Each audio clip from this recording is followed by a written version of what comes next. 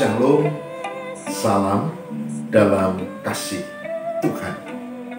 Saudara, kali ini saya akan mengajak kita semua untuk membedakan puasa dalam kesalehan yang palsu dan puasa dalam kesalehan yang sejati.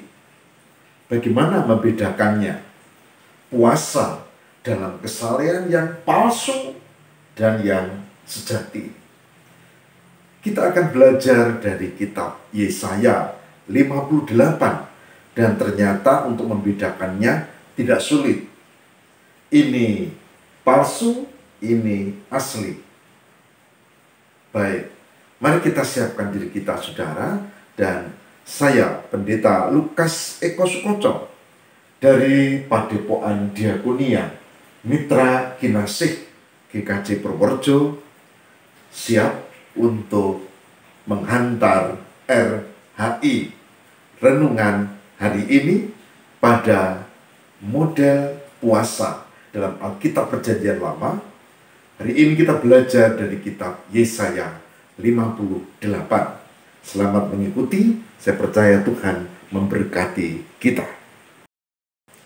Saya akan mengajak kita membuka Yesaya 58 pertama dari ayat 1 sampai dengan 4. Yesaya 58 ayat 1 sampai 4. Yang demikian sabda Tuhan. Serukanlah kuat-kuat, jangan tahan-tahan. Beritahukanlah kepada umatku pelanggaran mereka, dan pada kaum keturunan Yakub dosa mereka. Memang setiap hari mereka mencari aku dan suka untuk mengenal segala jalanku, seperti bangsa yang melakukan yang benar dan yang tidak meninggalkan hukum Allahnya. Mereka menanyakan aku tentang hukum-hukum yang benar. Mereka suka mendekat menghadap Allah. Tanyanya, mengapa kami berpuasa dan engkau tidak memperhatikannya juga? Mengapa kami merendahkan diri dan engkau tidak mengindahkannya juga? Sesungguhnya pada hari puasamu, engkau masih tetap mengurus urusanmu, dan kamu mendesak-desak semua buruhmu. Sesungguhnya, kamu berpuasa sambil berbantah dan berkelahi, serta memukul dengan tinju dengan tidak semena-mena. Dengan caramu berpuasa seperti sekarang ini, suaramu tidak akan didengar di tempat tinggi. Yesaya 58 ayat 1 sampai 4. Saudara, kita sudah membaca dan mendengarkan. Yang menarik adalah Yesaya dipakai Tuhan untuk mengingatkan umat pilihan tentang dosa dan pelanggaran mereka. Apa pelanggarannya? Pelanggarannya adalah kepalsuan. Pelanggarannya adalah kemunafikan. Pelanggarannya adalah ibadah yang palsu. Puasa yang palsu, doa yang palsu, yang sekedar ritual, tidak dengan sepenuh hati. Nah, jadi kalau ditanyakan apakah ini kita berpuasa sesuai kehendak Tuhan atau tidak, maka jawabnya tidak sulit, yaitu apakah kita melakukannya sekedar kewajiban agama, ritual, palsu ataukah dari dalam hati? Ini ukurannya. Dan ketika umat bertanya, mengapa kami berpuasa? Mengapa kami sudah merendahkan diri dan Allah tidak mendengar? Dan dijawab di sini, kamu berpuasa palsu. Kamu merendahkan diri palsu. Kamu kelihatannya beribadah, tapi kamu tidak menjalankan. Bahkan disebut di sini, kamu masih berkelahi, berbantah, meninju semena-mena.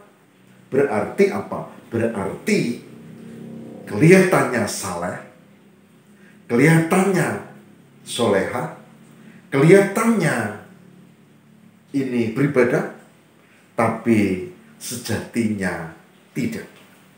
Dan dikatakan di sini, dengan caramu berpuasa seperti itu, suaramu tidak akan didengar di tempat yang tinggi. Karena apa? Palsu. Palsu. Dan tidak sejati. Saudara, Tuhan Maha Tahu dan Tuhan pasti lebih paham. Saya bisa ditipu, mata saya bisa ditipu, pengertian dan sikap bisa menipu, tapi Tuhan tidak bisa ditipu. Saya sedang ada di satu kunjungan dan ada keluarga muda yang hebat dan dia rumahnya bagus, kemudian ada buah-buahan di meja. Saya tertarik. Salah satu buah yang saya paling suka adalah pisang. Pisang emas yang bagus. Saudara, saya mendekati dan ketika saya pegang, ternyata itu palsu. Mataku mudah ditipu. Memang bagus banget dan seperti asli. Tapi ternyata palsu. Sama seperti bunga ini. Wah, kelihatannya indah. Tapi ternyata palsu. Ini bukan bunga beneran. Ini palsu. Saudara, kita mudah tertipu. Tapi Tuhan tidak. Tuhan tahu ini orang doa beneran, ini orang puasa beneran, orang ini beribadah beneran atau tidak, atau palsu. Tuhan tahu.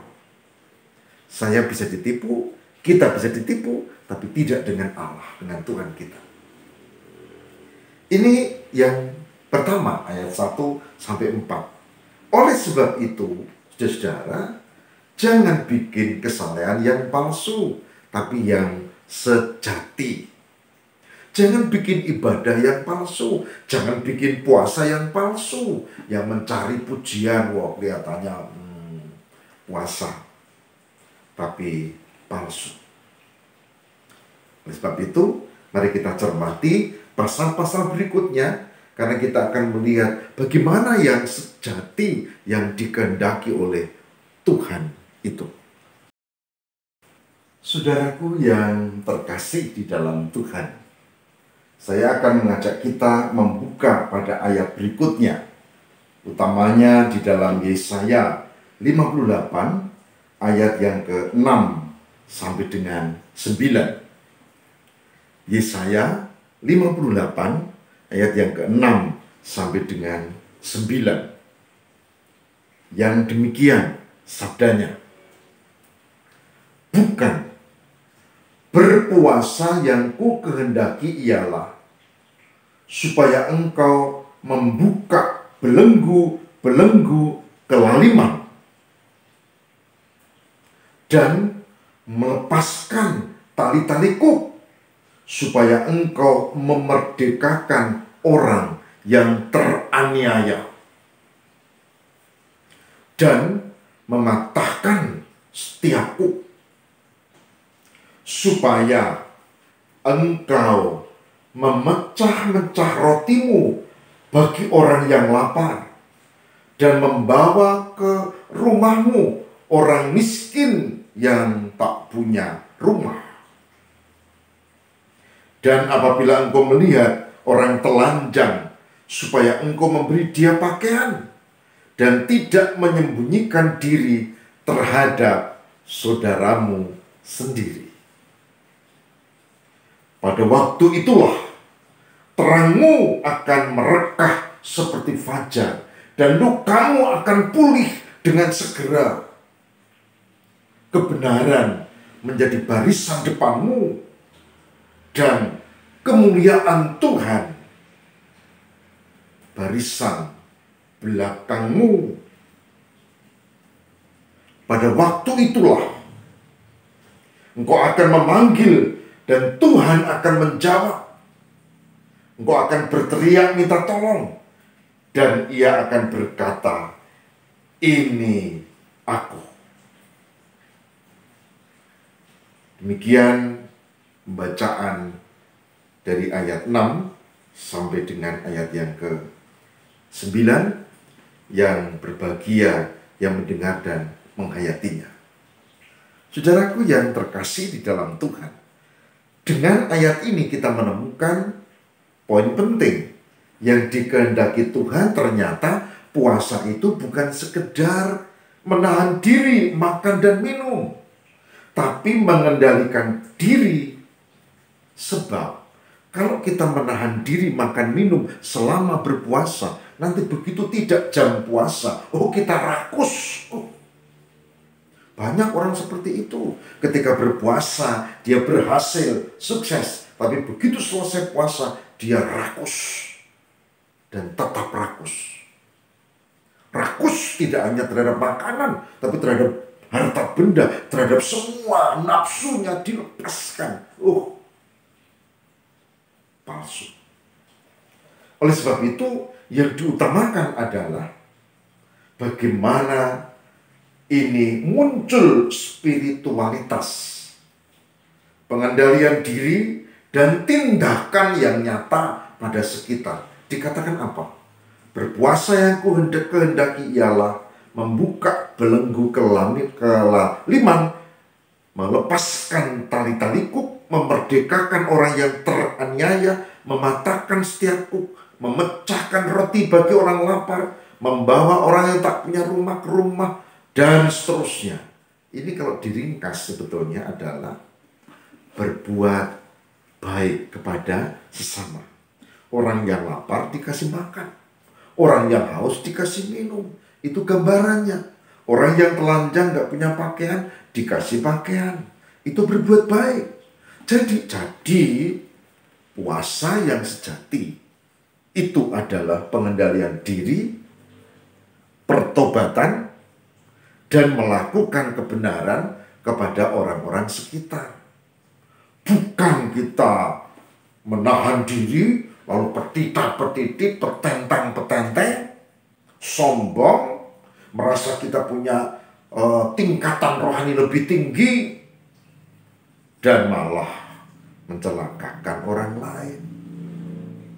Jangan.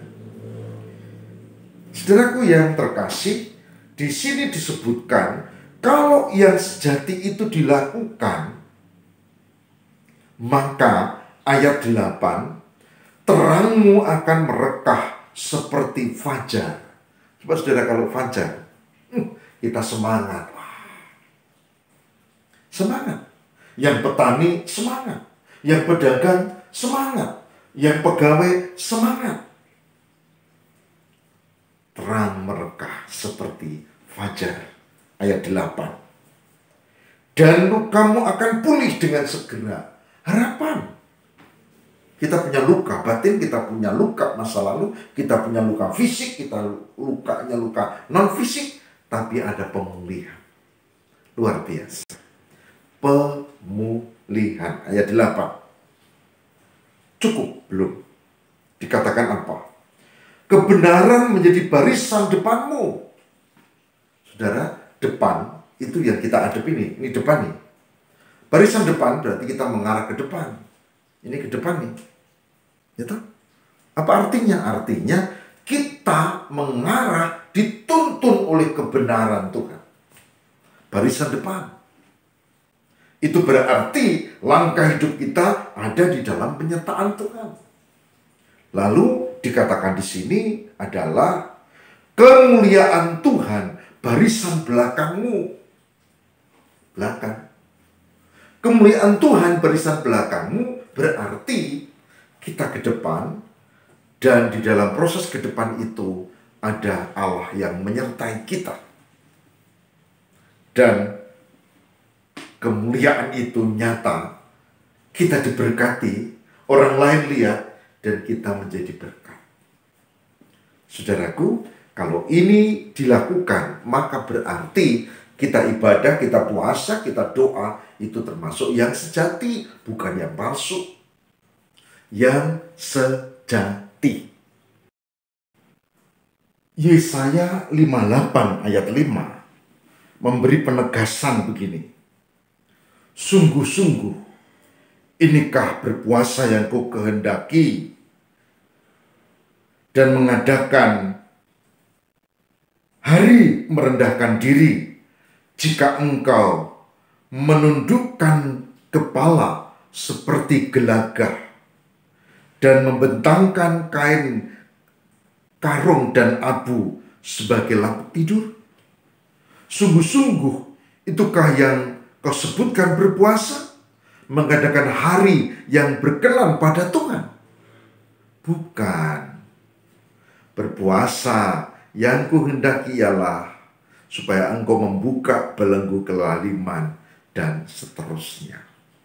Saudara, ayat 5 mengingatkan bahwa tindakan lahiriah, menunduk, ya, pakai pakaian berkabung, pakai abu di kepala, itu simbol boleh, tapi kalau tidak diikuti dengan suasana dan perilaku hati yang benar, itu ya palsu. Palsu. Oleh sebab itu, sebagai hambanya saya mengajak, ayo kita belajar pakai yang asli, jangan yang KW. Ibadah kita juga ibadah yang asli, jangan yang palsu, jangan yang KW. Bahkan doa kita, puasa kita. Dan mulai sekarang, cara beragama kita harus yang asli. Yaitu, kita menyembah Tuhan dengan segenap hati, dan kita melakukan sepenuh hati. Bagi yang berpuasa untuk Jumat Agung, atau mulai dari Rabu Abu, ya, lakukan. Bagi yang berpantang selama 40 hari, bagus, lakukan. Tapi pesan hari ini adalah lakukan yang benar, ya, yang sejati, jangan yang palsu. Tuhan memberkati. Mari kita berdoa. Semoga Tuhan memampukan kami untuk melakukan kehidupan dan cara beragama dengan benar, bukan yang palsu, bukan yang KB, bukan yang cari muka, ritual semata, tapi lebih pada yang asli, yang sejati, yang dari hati, dilandasi dengan pertobatan dan terwujud dalam perilaku dan tindakan. Semoga kami mampu menunjukkan iman kami dalam perilaku yang baik dan menjadi berkat. Kami mohon, mampukanlah ya Allah, demi Kristus pengantara kami. Amin.